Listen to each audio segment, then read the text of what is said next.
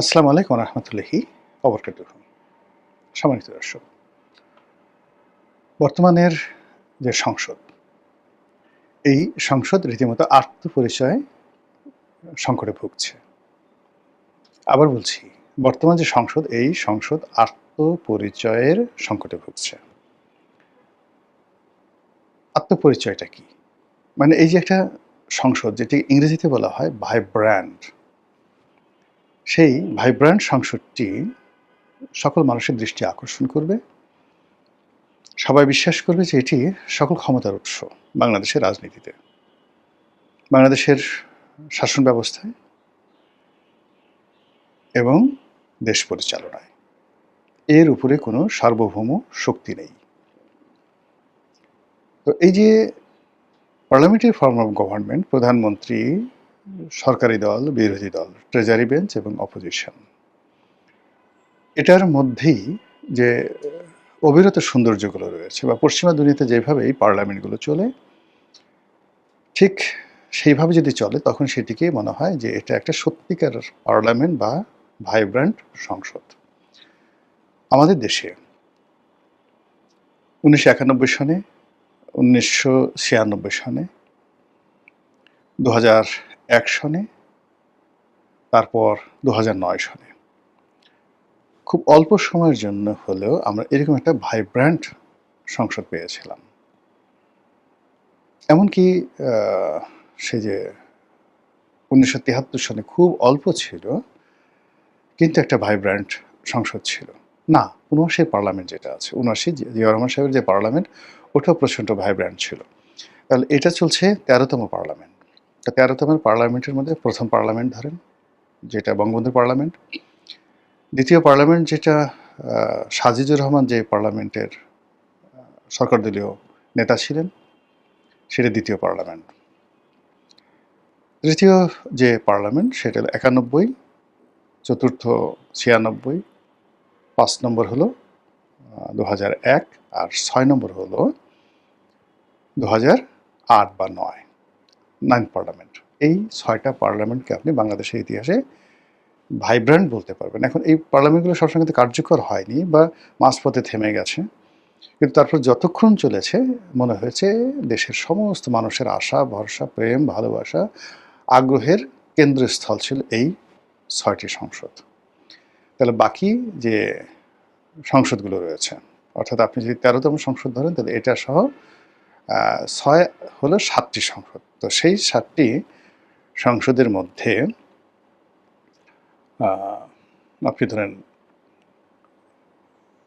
৮৮ parliament, ৮৬ parliament, এই দুটো। তারপর ৮৮, ৮৬ পার্লামেন্টের পরে আপনি ধরুন ১৪, তারপরে ১৮, ২৪ পার্লামেন্ট। আর এই যে এখন যে পার্লামেন্ট চলছে, এটা হলো ৬টা।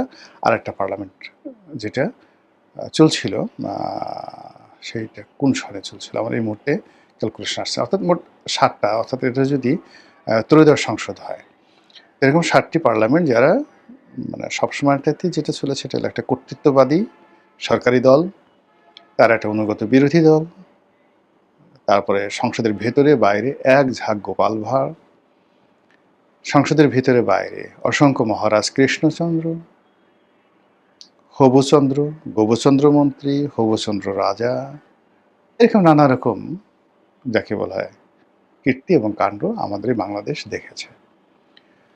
তো এর মধ্যে কি হলো যে প্রতিটি সংসদই এরকম একটা আত্মপরিচয় গড়ে উঠেছিল যে এটা একটা ভাইব্র্যান্ট সংসদ, আর এটা একটা বিরোধী দলীয়, মানে গৃহপালিত বিরোধী দলীয় সংসদ, এটা বিনা ভোটের সংসদ, এটা রাতের ভোটের সংসদ, এটা আমি এবং নামীদের সংসদ, এরকম নানা রকম নাম হয়েছে।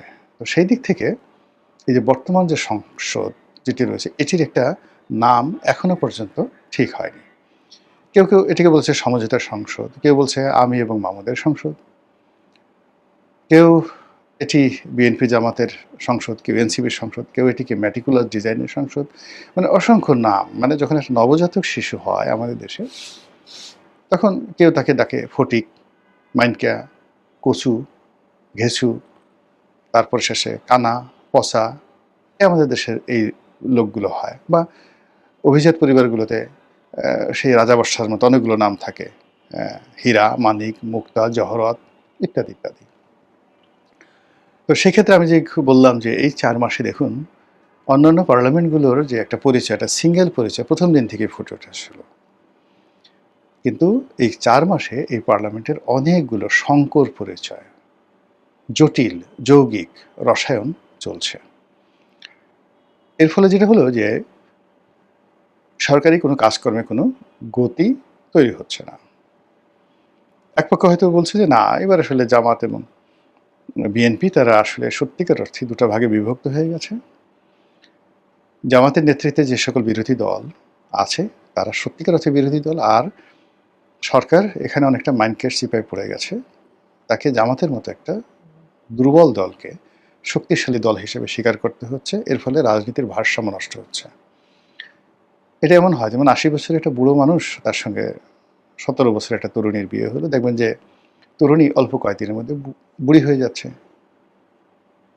আর বুড়ার যৌবন বৃদ্ধি পাচ্ছে। রাজনীতিতে এখানে উল্টো। এখানে বিএনপির সঙ্গে, এনসিপির সঙ্গে, জামাতের সঙ্গে যতই তর্ক বিতর্ক হবে, বিএনপির যে গ্রেড এটা নামতে থাকবে। এখন সালাউদ্দিন সাহেবের মতো মানুষ, তারেক রহমান সাহেবের মতো মানুষ, মির্জা ফখরুল সাহেবের মতো মানুষ যদি হাসনাত আবদুল্লার সঙ্গে বিতর্কে জড়িত হয়, নাহিদের সঙ্গে বিতর্কে জড়িত হয়, জামাতের যে কোনো একজন লোকের সাথে বিতর্কে জড়িত হয়, এক্ষেত্রে যারা বিতর্ক তৈরি করলো তাদের মর্যাদা বাড়বে, আর সরকারের পক্ষে যারা এটা নিয়ে ডিফেন্ড করবে তাদের মর্যাদা কমতে থাকবে। এর কারণটা হলো যে রাজনীতির যে শূন্যতাটা এই মুহূর্তে রয়েছে, সেই শূন্যতাটা কোনো অবস্থাতেই বর্তমান বিরোধী দল দিয়ে পূর্ণ করা সম্ভব নয়। বরং ডে বাই ডে মানে জামাতের যে প্রবৃদ্ধি ছিল, সেই প্রবৃদ্ধি বিএনপি সরকার আমলে গত 4 মাস ধরে এটি নিম্নগামী। সব ক্ষেত্রে মানুষ এখন জামাতকে ছেড়ে যাচ্ছে। জামাতের যে গুণগান ছিল, জামাতের যে ইতিবাচক দিক ছিল, সেটি বন্ধ হয়ে গেছে। এনসিপি সহ অন্যান্য যে সকল রাজনীতি বা সংগঠন জামাতের সাথে সম্পৃক্ত, তারা রীতিমতো অস্তিত্ব সংকটে পড়ে গেছে।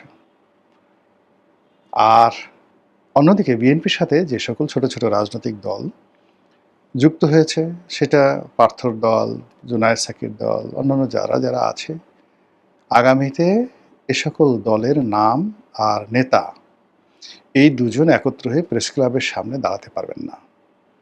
এই শহরে তারা হাঁটতে পারবে না যদি কোনো কারণে গণেশ উল্টে যায়। তাহলে বুঝতে পারেন যে রাজনীতিতে এখন যে ভ্যাকুয়াম রয়েছে, শূন্যতা রয়েছে, সেই শূন্যতাটা আরও কমবে।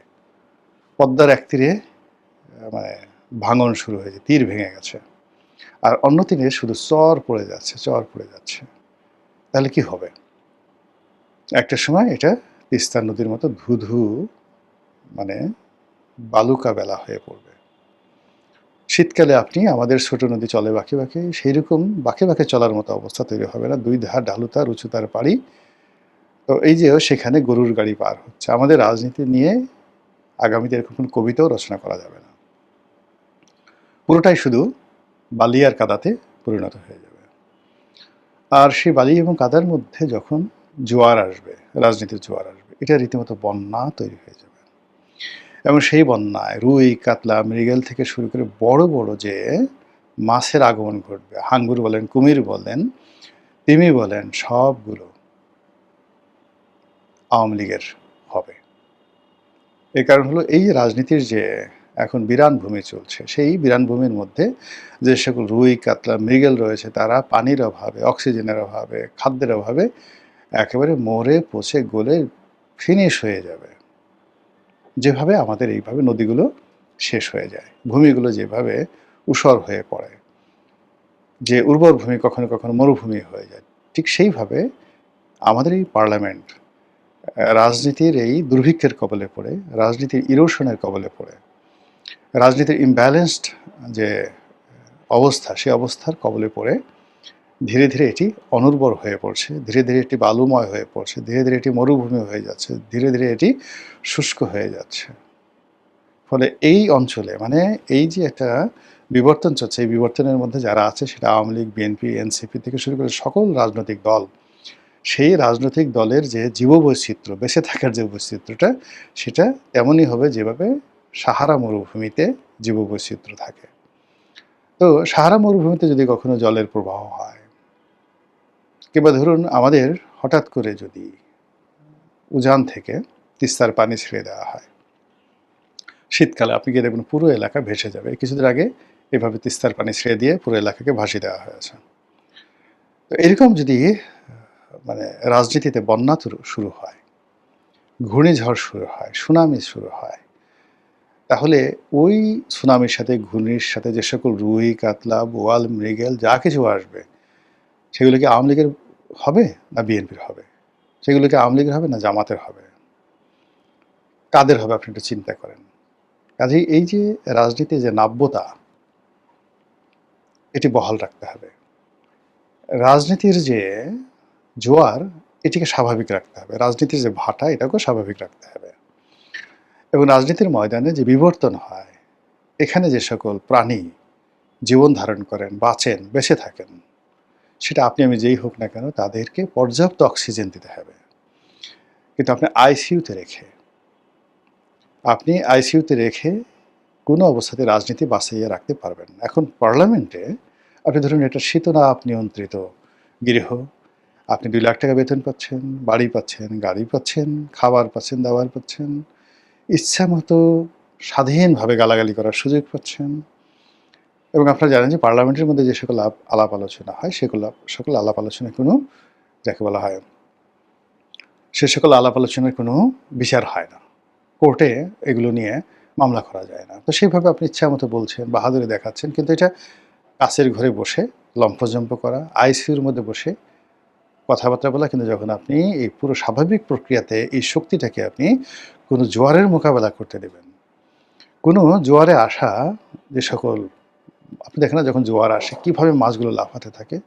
তো জোয়ারে যখন নতুন জোয়ারে নতুন পানিতে যখন নতুন মাছগুলো লাফ দেয়, তখন যে কই, মাগুর, শিং যেগুলো কাদার মধ্যে লুকিয়ে ছিল, তারা আর বেরোতে পারে না। কোনো অবস্থাতে বেরোতে পারে না। তো এরকম একটি পরিস্থিতি রাজনীতিতে ঘটতে যাচ্ছে।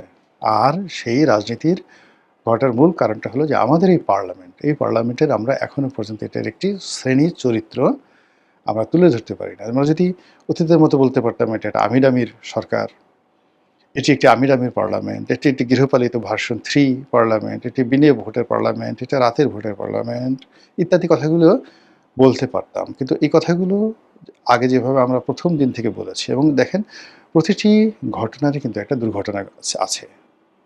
তো এখন যে এই যে আমরা একটা দুর্বোধ্য সংসদ পেয়েছি, যে সংসদের শ্রেণীছত্র মানে চরিত্র বোঝা যাচ্ছে না। আমরা বুঝতে পারছি না যে জামাত কি করে এতগুলো আসন পেল।